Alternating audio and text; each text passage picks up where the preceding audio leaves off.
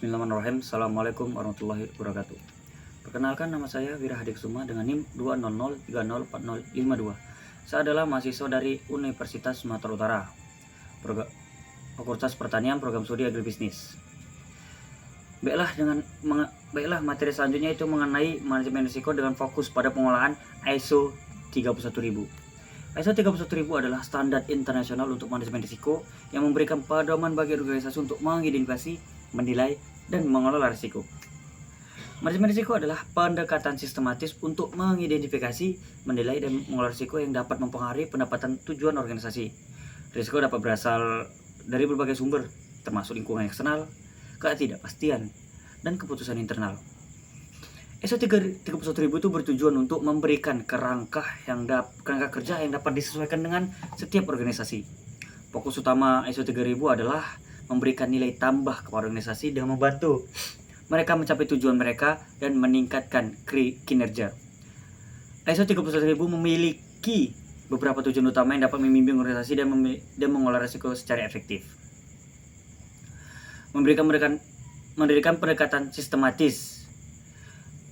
Lalu ada meningkatkan kinerja organisasi, menyediakan kesesuaian yang lebih baik, memfasilitasi pengambilan keputusan yang baik, meningkatkan transparansi dan komunikasi, memperkuat pemahaman tentang risiko, menetapkan dasar untuk pengembangan sistem manajemen risiko. Dengan mencapai tujuan-tujuan ini, ISO 31000 dapat menjadi alat yang sangat berharga bagi organisasi dalam menghadapi ketidakpastian dan mencapai keberlanjutan jangka panjang. Prinsip-prinsip ISO 31000. Keenam prinsip utama ISO 31000 melibatkan keterlibatan pihak-pihak terkait, integrasi ke dalam proses organisasi, dan penyesuaian dengan konteks organisasi. Prinsip-prinsip ini menciptakan dasar untuk mendirikan sistem manajemen risiko yang efektif. Yang pertama, prinsip pendekatan integrasi dan sistematis. Lalu integrate and systematic approach. Yang kedua adalah dirancang untuk mencapai tujuan atau designed to achieve objective. Lalu ada spesifik untuk konteks.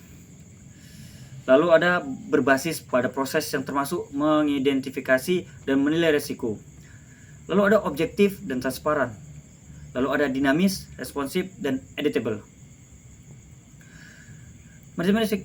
Dengan memahami dan menerapkan keenam prinsip ini, organisasi dapat membangun dasar yang kuat untuk menciptakan sistem manajemen risiko yang efektif, adaptif, dan terintegrasi ke dalam seluruh aktivitas mereka.